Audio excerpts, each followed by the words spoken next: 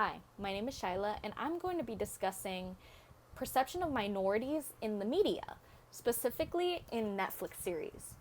So, to begin, history has a way of being tied to our environment. Every person and place has a story. Through generations, society has its terms to live by. They decide what's right and wrong.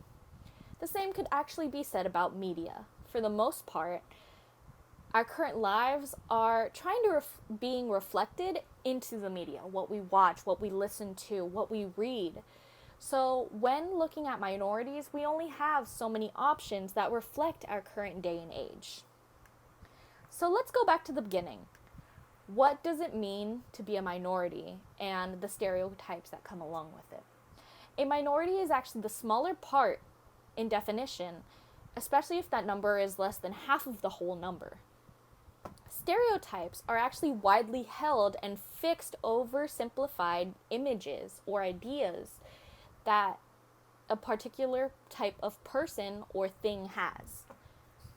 Whatever the role, televisions, films, and popular magazines are full of images of basic stereotypes.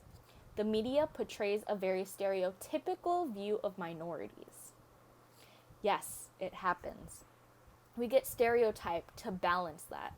We get shows and movies that actually do show a good representation. One example of a show that was canceled with minorities in it is a show called Sense8.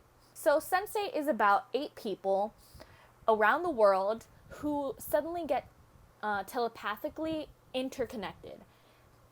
This show was probably one of the largest production values that Netflix has ever overall used.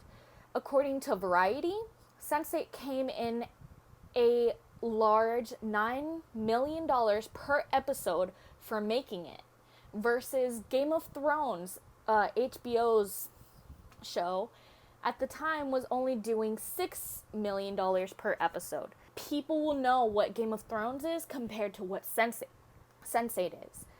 Even with the higher budget value, that budget was actually used more towards production than it did advertising. A small percentage of people know what Sense8 was, although it was one of their biggest shows. It was canceled after 2 seasons and was returned with a 2-hour finale to wrap up the show after fans had protested and wanted the show back. Another show, as an example, is The Get Down. They are by far the largest budgeted show that had 1 season. A second season was made during the same production time. So they did release 2, although they did the same production time and value. So The Get Down is a 12-episode show.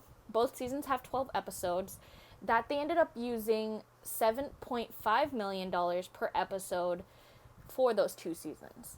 Other shows, just like One Day at a Time, which is the most recent cancellation of Netflix, which follows a Cuban family, but back in March 2019, Netflix announced on Twitter that they were not renewing One Day at a Time.